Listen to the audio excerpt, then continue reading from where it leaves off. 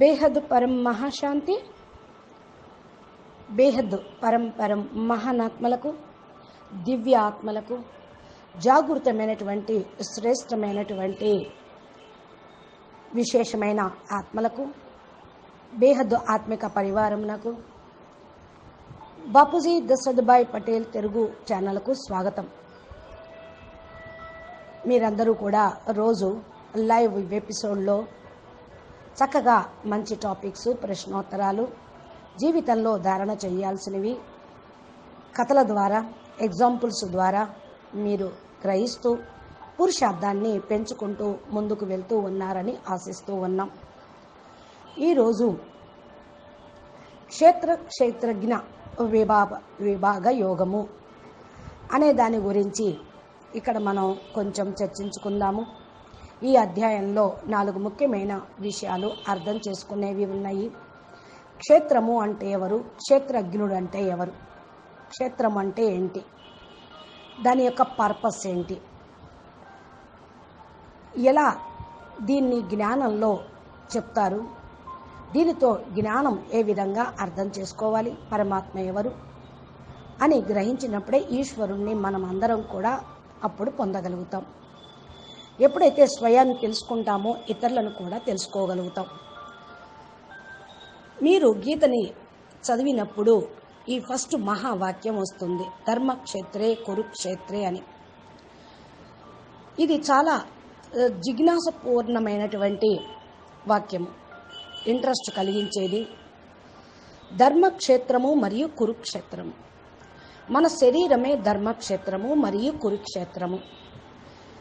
క్షేత్రము అంటే మన యొక్క శరీరము, వాస్తవముగా క్షేత్రము అంటే భూమి స్థానం అంటారు. ఎప్పుడైతే దీని లోపల మన లోపల సద్గుణాలు పెరుగుతూ ఉంటాయో, జ్ఞానం పెరుగుతూ ఉంటుందో, అప్పుడు ధర్మక్షేత్రంగా తయారవుతూ ఉంటుంది. దీనికి విపరీతంగా అహంకారం పెరిగిపోతే, క్రోధము, ఈర్ష్య, అసూయ పెరిగితే ఆ క్షేత్రము అనగా శరీరము కురుక్షేత్రంగా తయారవుతుంది. కాబట్టి ఈ అధ్యయనం ద్వారా మనము దివ్య గుణాలను, ఈ బ్రహ్మాండంలో గుణాలు, దేవతా గుణాలు ధారణ చేయటానికి ఈ యొక్క గీతా జ్ఞానము చాలా చక్కగా ఉపయోగపడుతూ ఉంటుంది. మానవుడి నుండి మాధవుడిగా కావాలి, నరుడి నుండి నారాయణుడిగా కావాలి అంటే ఈ యొక్క దివ్య గుణాలు కూడా చాలా అవసరం. చాలామంది అంటూ ఉంటారు ఈ యొక్క గీత ధార్మిక గ్రంథము అని. కానీ ఇది ధార్మిక గ్రంథం కాదు, ఇది ఒక సైంటిఫిక్ పుస్తకము. దీనిలో సమస్త అనేక రకాలైనటువంటి సైన్స్ యొక్క సూక్ష్మ జ్ఞానము ఇమిడి ఉంది. అందుకనే ఋషులు, మునులు, ఇప్పుడు సాధువులు, మహాత్ములు కూడా ప్రసంగాలు చెప్పేటువంటి వారు కూడా గీతను చాలా ఆదర్శంగా, ఆధారంగా తీసుకొని చాలా ప్రవచనాలు ఇచ్చారు కూడా. సర్వధర్మాలకు శాస్త్ర శిరోమణి లాంటి సర్వశాస్త్ర శిరోమణి శ్రీమద్ భగవద్గీత అని కూడా చెప్తూ ఉంటారు. మన సైంటిస్టులు కూడా ఈ యొక్క గీతని, వేదాలని పట్టుకొని సైన్స్ పరిశోధన చేసి కొత్త ఇన్వెన్షన్ను తయారు చేస్తూ ఉన్నారు. అందుకనే దీంట్లో సూక్ష్మమైనటువంటి జ్ఞానం దాగబడి ఉంది అని చెప్పుకుంటూ ఉన్నాం. ఫస్ట్ ప్రప్రథమంగా మన శరీరం పంచతత్వాలతో తయారైంది, పంచభూతకమైనది. అంటే మనకు తెలిసింది ఆకాశము, వాయువు, అగ్ని, భూమి, జలము. ఈ పంచమహాభూతాలతోటి తయారైన మనటువంటి శరీరం, దీని లోపల పంచగుణాలు ఒక్కొక్క తత్వానికి ఉంటూనే ఉన్నాయి. అవి ఏంటి అంటే స్పర్శ, ధ్వని, గంధ్, రసం, రూపం. వీటి కొరకు పంచ జ్ఞానేంద్రియాలు, చెవులు, ముక్కు, నోరు, కళ్ళు, చర్మము. వీటితోటే స్పర్శ, ధ్వని, గంధ, రస, రూపం అనేది అనుభవం చేసుకుంటూ ఉంటాయి.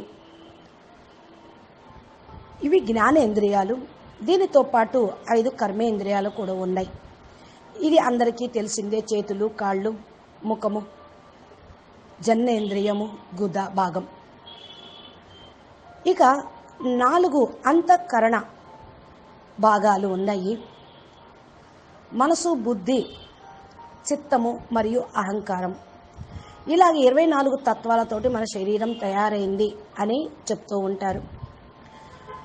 ఇంకా ఇవే కాకుండా 3 త్రిగుణాలు ఉన్నాయి. త్రిగుణాలు అంటారు. 3 తత్వాలు, 3 గుణాలు, సూక్ష్మమైనవి ఇవి. ఇది ఆత్మ గుణాలు అన్నమాట.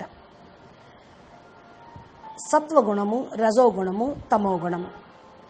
ఇలాగా 24 మరియు 3 కలిపితే 27 తత్వాలతోటి తయారైంది అని చెప్పుకోవచ్చు. దీని గురించి సంపూర్ణంగా అంకె అనేది రకరకాలుగా చెప్తూ ఉంటారు.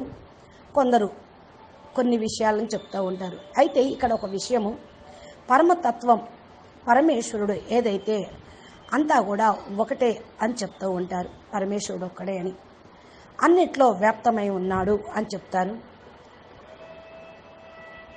వారి వారి యొక్క సంప్రదాయం అనుసారంగా, ఎవరికి వారి దృష్టికోణం అనుసారంగా చూస్తూ ఉంటారు. ఆకాశం యొక్క అంశం అంటే ధ్వని, దీన్ని మనం చెవులతోటి వింటూ ఉంటాం.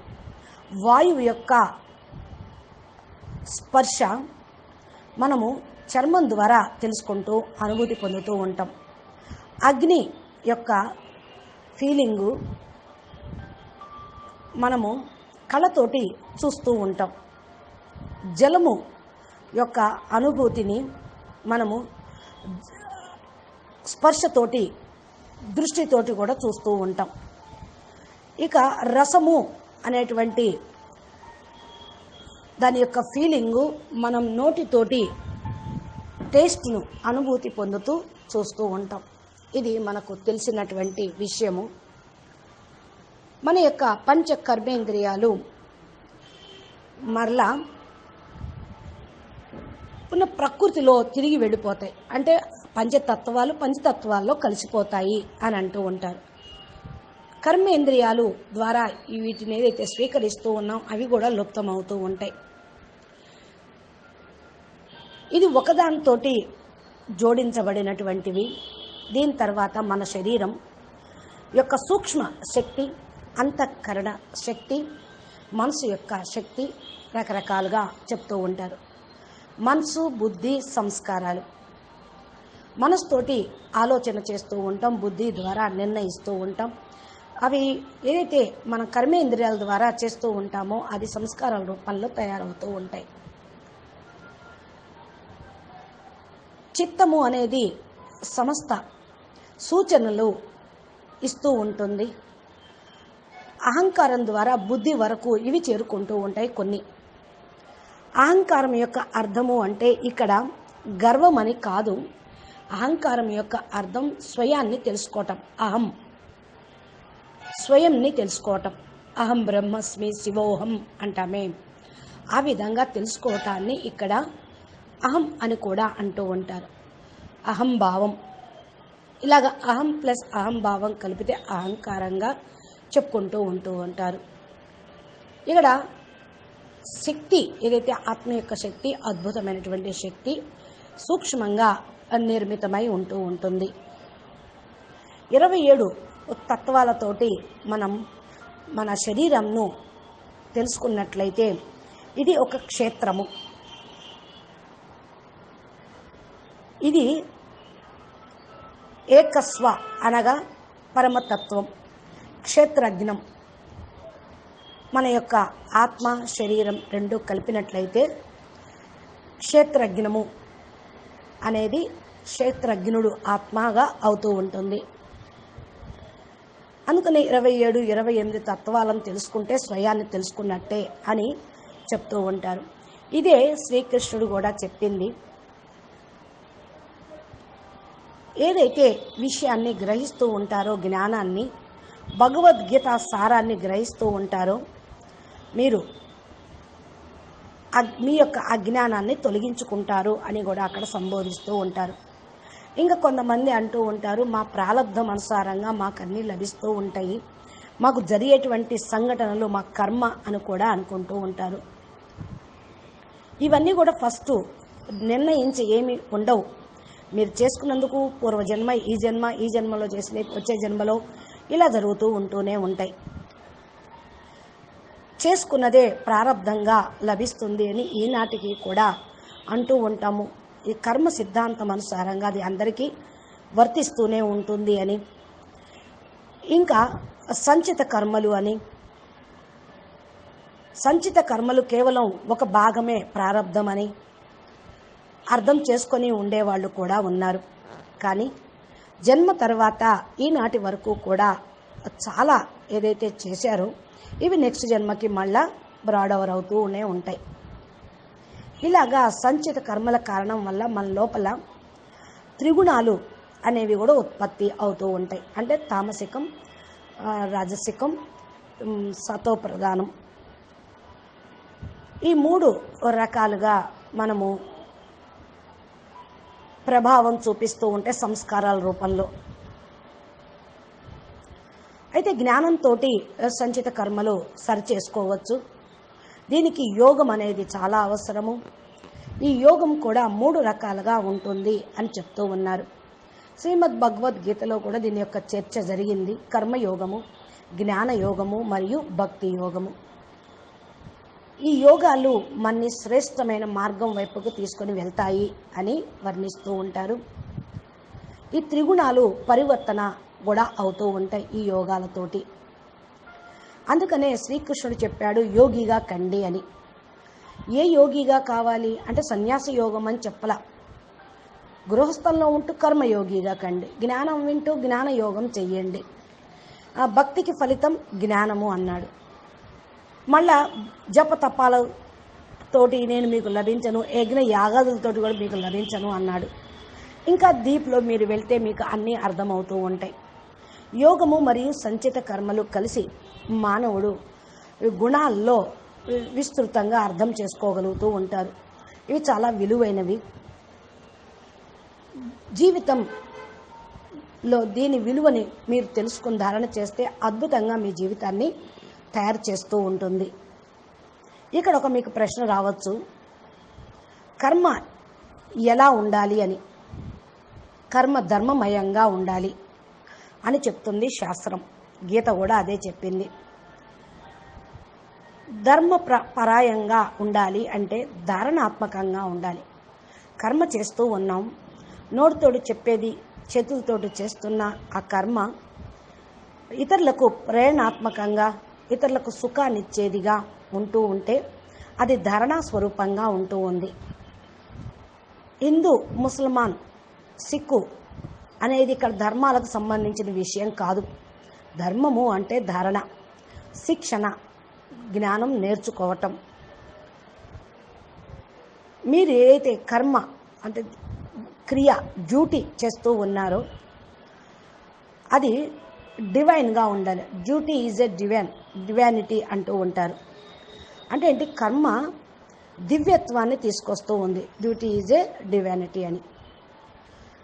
అందుకని గీతలో కూడా పురుషార్థం గురించి, కర్మ చేయటం గురించి కూడా చెప్పారు. కర్మ వాన్గా కండి అంటే భాగ్యం పైన భరోసా వదిలేసి కూర్చోవద్దు. నాకు అదృష్టం కలిసి వస్తే అవుతాంలే, పాస్ అవుతాంలే, ఇది చేస్తాంలే, వస్తాంలే, సాధిస్తాయిలంటే మీరేంటి భవిష్యత్తు భాగ్యం పైన భరోసా పెట్టుకొని వదిలేశారు, కూర్చున్నారు. కానీ అలా కాదు. మనమందరం కూడా ఈశ్వరమై ఆత్మస్వరూపులము. మన లోపల సూక్ష్మ శక్తి, ఆత్మశక్తి ఉంది. ఆత్మసో పరమాత్మ అని ఎప్పుడైతే మనం నమ్ముతామో, నరుడి నుంచి నారాయణుడు, నారు నుండి శ్రీ మహాలక్ష్మి, ఇలాగ నరుడి నుండి నారాయణుడుగా అంటే దీనికి కూడా కర్మ గుణాలు, ధారణ, పురుషార్థం ఎంతో అవసరం. ఇదే ఈ అధ్యాయం యొక్క పూర్తి సారాంశము. మనము ఇలాగా ప్రతి ఒక్క అధ్యాయాన్ని చూసినట్లయితే మీ జీవితం తప్పకుండా పరివర్తనశీలం అవుతుంది. అంటే మీ జీవితంలో చాలా మార్పులు వస్తాయి, పరివర్తన అనేది అవుతుంది, మీరు ప్రసన్నంగా అయిపోతారు. ఇది ఒక్కటే ఆకర్షణమైనటువంటి దీన్ని మీరు ధారణ చేయండి. ఇంకోటి, మనం ఒక మంచి కథ ద్వారా కొన్ని విషయాలను, ఒక సందేశాన్ని తెలుసుకుందాము. ఇక్కడ ఆహారం యొక్క ప్రభావం మనసు మీద ఎలా పడుతుంది, ఆహారం ఎలా తీసుకోవాలి అనే దాని గురించి, ఎలాంటి ఆహారం తీసుకుంటామో అలాంటి మనసు తయారవుతుందని అందరికీ తెలుసు. ఆహారం యొక్క ప్రభావం మనసు మీద తప్పకుండా పడుతూ ఉంటుంది. కానీ చాలామంది దీన్ని నోటీస్ చేయరు, అంటే గుర్తించరు, గ్రహించరు. దీన్ని మాన్యతను కూడా ఇవ్వరు. మన యొక్క శరీరము మరియు మనసు రెండూ శుద్ధి చేసుకోవాలి అంటే ఏ మార్గం అనుసారంగా నడవాలి దాని గురించి మనం తెలుసుకుందాము. ఇది చాలా ముఖ్యమైనటువంటి విషయము. మనం ఏదైతే తీసుకుంటూ ఉన్నామో అది తప్పకుండా మన పోషణార్థమే. పదార్థం యొక్క గుణము మనసు మీద పడుతుంది. అంటే ఒక్కొక్క పదార్థానికి ఒక్కొక్క గుణం ఉంటుంది. తామసిక పదార్థం, రాజసిక పదార్థం ఉంటాయి, తప్పకుండా సతోప్రధాన పదార్థాలు ఉన్నాయి. ఇక్కడ ఏదైతే మనం శారీరకంగా, మానసికంగా స్వస్థత గురించి ఆలోచిస్తూ ఉంటామో, దీనికి మాన్యతనిస్తూ ఉంటామో, అప్పుడు వీటి మీద మనం ధ్యాస అనేది తప్పకుండా పెట్టాలి. మన శరీరానికి ఊర్జ అనగా శక్తిని ఇచ్చేది భోజనం. దీన్ని ఏ విధంగా, ఎలా తీసుకుంటే మన యొక్క శరీరం యొక్క ఊర్జ శక్తి పెరుగుతుంది అని, శుద్ధమైనటువంటి సకారాత్మక కంపన అనేది మన శరీరంలో కూడా ఉత్పత్తి అవుతూ ఉంటుంది. మనం భోజనం స్వీకరించిన తర్వాత మనకు అన్నీ తెలుస్తూ ఉంటాయి. భోజనం ఎక్కడి నుండి వచ్చింది, ఎలా తీసుకుంటూ ఉన్నాము అని. దీని యొక్క శరీరం, మనసు మరియు ఆధ్యాత్మిక ఊర్జ ఒక ప్రభావంగా మన లోపల ఆత్మ పైన పడుతూ ఉంటుంది. స్థూలమైనటువంటి ఆహారం శరీర వృద్ధికి, స్వస్థతకి ఉన్నట్లే మన యొక్క ఆలోచనలు, భావనలు, మానసిక స్వస్థత, మనసు యొక్క శుద్ధి అనేది కలిగిస్తూ ఉంటుంది. భోజనం గురించి చాలా అర్థం చేయించాలి. మనం స్వయంగా ముఖ్యంగా తెలుసుకోవాల్సింది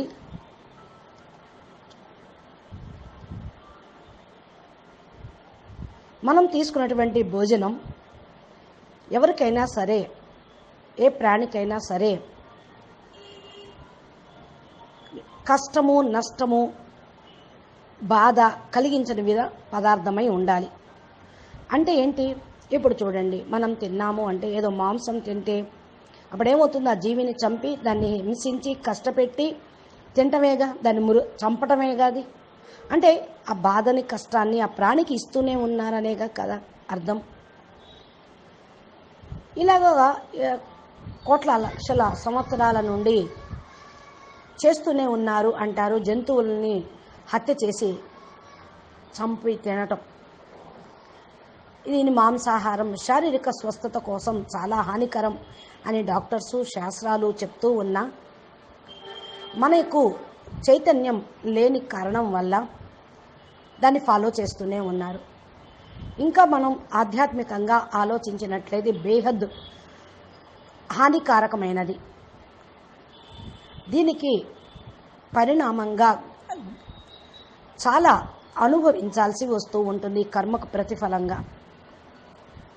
మన యోగ మార్గంని తీసుకుంటే జంతువులను చంపి తినటం కర్మ పరిణామం గురించి ఆలోచించాల్సి వస్తూ ఉంటుంది. దీని యొక్క ఇప్పుడు చూడండి, మాంసం తయారు చేస్తున్నప్పుడు, చంపినప్పుడు ఆ జీవికి లోపల భయము, ఆందోళన విపరీతంగా ఉంటుంది. దాంతో దాని బ్లడ్లో అదే వెళ్ళిపోతుంది. మాంసంలోని ప్రతి ఒక్క కణంలోకి వెళ్ళిపోతూ ఉంటుంది. ఆ DNA లోపల కూడా పూర్తిగా మార్పు వస్తుంది. పశువుకు ఉన్నటువంటి రోగాలు అనుసారంగా మనిషికి కూడా అంటవచ్చు. ఇప్పుడు కాలు, చెయ్యి, ముఖము అవన్నీ స్పెషల్ అనిగా జంతువులకు యాంటీబయాటిక్స్ కూడా ఇస్తూ ఉంటారు. హార్మోన్స్ విపరీతంగా ఆ సమయంలో పనిచేస్తూ ఉంటాయి. ఇవన్నీ కూడా మానవుడి యొక్క శరీరం లోపలికి వెళ్ళి విపరీతమైన పరిణామాలని తీసుకొస్తూ ఉంటుంది. కాబట్టి యోగి సాత్విక ఆహారం, సతోప్రధాన ఆహారం తీసుకుంటూ ఉంటారు. తమో ప్రధాన ఆహారము అంటే చాలా కాలం జీర్ణమయ్యేది. దాంతో మందము, కోపము, ఈర్ష్య, అసూయ, ఇవన్నీ బద్ధకము అవన్నీ వస్తూ ఉండే తామసిక పదార్థాలు. మనము యోగంలో ప్రకాశాన్ని పొందాలి అంటే సాత్విక ఆహారం తీసుకోవాలి. ఒక ఎగ్జాంపుల్, ఒక గ్రామం బయట ఒక చిన్న గుడిసెలో ఒక యోగి ఉంటూ ఉండేవాడు. ప్రతిరోజు గ్రామానికి వెళ్ళి తాను భోజనం చేసి వస్తూ ఉండేవాడు. ఆ గ్రామంలో ఒక దొంగ ఉండేవాడు. యోగి యొక్క ఆశీర్వాదం పొందాలి అని ఒకరోజు వెళ్ళి యోగి గారికి భోజనం చేయించాడు వాళ్ళ ఇంట్లో. యోగి వానితోటి కొంచెం ఆహారం తీసుకోవటానికి వెనుకాడాడు.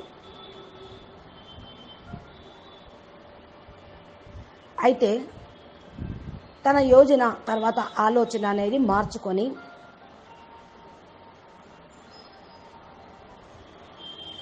ఒక వ్యక్తి ద్వారా యోగికి భోజనం తయారు చేయించి పెట్టాడు.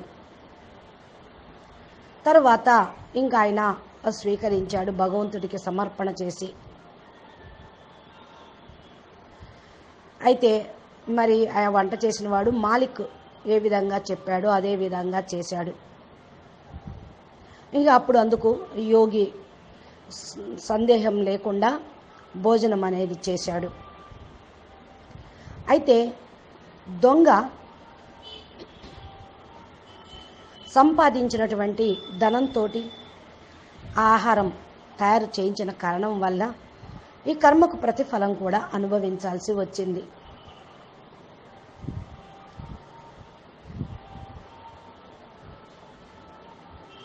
ఇంకా యోగి భోజనం స్వీకరించిన తరువాత తన కుటీరానికి వెళ్ళి ధ్యానం చేసుకుంటూ ఉన్నారు. సాయంకాలం ఆయన ధ్యానంలో ఒక అనుకోని ఆలోచనలు, విపరీతమైనటువంటి ఆలోచనలు అకస్మాత్తుగా ఆ యోగి యొక్క మనసులో రావటం ప్రారంభించినాయి. అది ఏంటి అంటే కృష్ణ మందిరం, కృష్ణుడి గుడికి వెళ్ళి బంగారు మూర్తి విగ్రహాన్ని దొంగిలించాలి అని. ఎందుకు ఇంత ప్రబలమైన కోరిక కలిగిందో అర్థం కాలేదు. లాలసత్వం ఎందుకు వచ్చిందో అర్థం కాలేదు. అర్ధరాత్రి తను కృష్ణుడి గుడికి వెళ్ళి బంగారు ప్రతిమ, కృష్ణుడి యొక్క మూర్తి విగ్రహాన్ని దొంగిలించారు. కానీ అది గార్డు అంటే దేవాలయంలో కాపలా కాసే ఆయన చూడటం జరిగింది. వెంటనే గ్రామానికి పరిగెత్తి ఆయన అల్లారం మోగించాడు.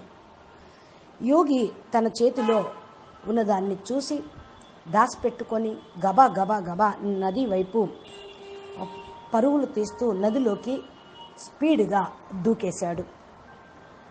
ఆయన యొక్క తల మీద పూర్తిగా శరీరం మొత్తం నీళ్ళలో మునిగిపోయినప్పుడు అకస్మాత్తుగా ఆయన ముందుకు వెళ్లకుండా ఆగిపోయాడు.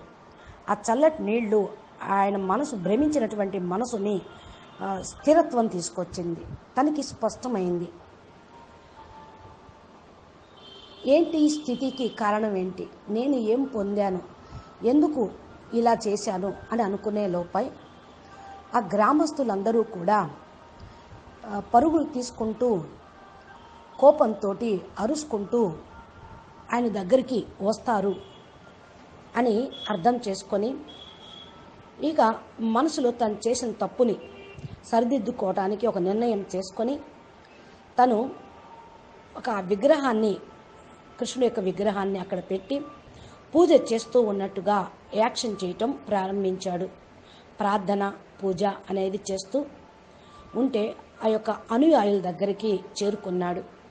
వాళ్ళు చూశారు, యోగి ఏదో మంత్రాలతో పాటు కృష్ణుడి యొక్క రూపాన్ని అనుష్ఠానం చేస్తూ కనిపించాడు అని. అప్పుడు అందరూ శాంతిగా అయిపోయారు.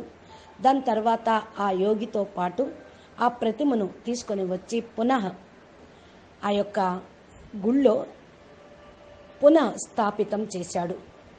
తిరిగి వచ్చేశారు.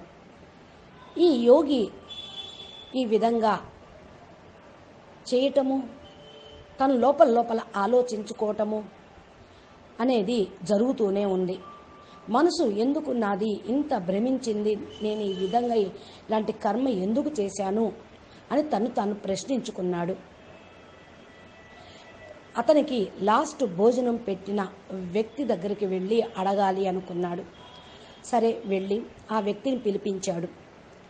నాకు ప్రశ్న వేశాడు, నాకు వడ్డించినటువంటి భోజనము ఎక్కడి నుండి తీసుకురాబడింది అని. అప్పుడు ఆ వ్యక్తి భయపడుతూనే దాన్ని దొంగిలించినటువంటి ఆహారము, దీని యొక్క అన్నదాత ఈయన అని చెప్పడం జరిగింది. యోగికి అప్పుడు అర్థమైపోయింది, తాను దొంగతనం చేయాలనేటువంటి కోరిక ఎక్కడి నుంచి వచ్చింది అని. దొంగిలించాలనేటువంటి సంకల్పం కూడా తాను భోజనం చేసినటువంటి తర్వాత దాని యొక్క ఊర్జా శక్తి నాకు ఈ విధంగా ప్రేరేపించింది అని అర్థం చేసుకున్నాడు.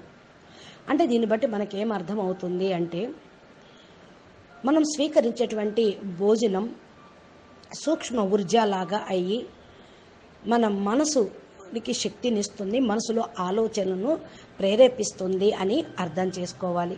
అందుకే బాపూజీ అంటారు, భోజనం స్వీకరించేటప్పుడు దృష్టి ఇచ్చి యోగం చేస్తూ ధ్యానం చేస్తూ తినండి అని. సత్వ ప్రధాన ఆహారం తినాలి. ఆహారం తయారు చేసే వాళ్ళ యొక్క ప్రభావం, వండిన వాళ్ళ ప్రభావము, వడ్డించిన వాళ్ళ ప్రభావము కూడా ఆహారం మీద పడుతూ ఉంది. మరి మనం ఏదైతే ఇట్లాగా దొంగిలించిన పదార్థము లేకపోతే ఇంకోటి ఏదైనా తీసుకున్నాము అంటే అది అమ్మిన ఆయన యొక్క పాపము, తయారు చేసిన ఆయన యొక్క పాపము, వడ్డించిన వాళ్ళ యొక్క పాపము కూడా దాని లోపలికి వస్తుంది. దాని నుండి ఈ విధమైన ప్రభావం వస్తూ ఉంది అని దీన్ని బట్టి మనం అర్థం చేసుకోవాలి. కాబట్టి శుద్ధమైన భోజనం మనసు శుద్ధి కోసం, శరీర శుద్ధి కోసం, ఆత్మశుద్ధి కోసం ఎంతో ముఖ్యమైనది అని భావిస్తూ ఆహారం యొక్క ప్రభావం మనసు మీద ఎలా పడుతుందని గ్రహించి మీరు సత్వ ప్రధాన సాత్విక ఆహారం తీసుకోవటానికి సాధ్యమైనంత వరకు ప్రయత్నం చేయండి. దేవతల భోజనం సాత్వికంగా ఉంటుంది, రాక్షసుల భోజనం తామసికంగా ఉంటూ ఉంటుంది, బ్రాహ్మణుల భోజనం సతో ప్రధానంగా ఉంటూ ఉంటుంది. కాబట్టి ఏ ఆహారం తీసుకుంటే ఎలాంటి ఆలోచనలు వస్తాయో ఈ కథ ద్వారా మనకు అర్థమైంది. కాబట్టి మనం పాజిటివ్గానే ఉండటం కోసం పాజిటివ్ ఆహారము తీసుకోవాలి, పాజిటివ్ శక్తి వచ్చేటువంటి ఆహారం తీసుకోవాలని తెలుసుకుందాము. అచ్చా, పరం శాంతి, నమస్తే, ధన్యవాదాలు. బాపూజీ దశరథభాయ్ పటేల్ తెలుగు ఛానల్లో బాపూజీ రోజు అప్లోడ్ చేసేటువంటి దివ్యమైనటువంటి అద్భుతమైన జ్ఞానము, మా ఇచ్చే అద్భుతమైనటువంటి సందేశాలు, అనంతభాయ్ మోటివేషన్ ఇన్స్పిరేషన్ వీడియోలు మరి రోజు బాపూజీ అప్లోడ్ చేస్తారు తెలుగు ఛానల్లో. అవి మీ మొబైల్కి చేరాలి అంటే మా ఛానల్ని సబ్స్క్రైబ్ చేసి గంట సింబల్ని ప్రెస్ చేస్తే నోటిఫికేషన్ రూపంలో మీరు పొందగలుగుతూ ఉంటారు. అచ్చా పరం శాంతి. నమస్తే, ధన్యవాదాలు.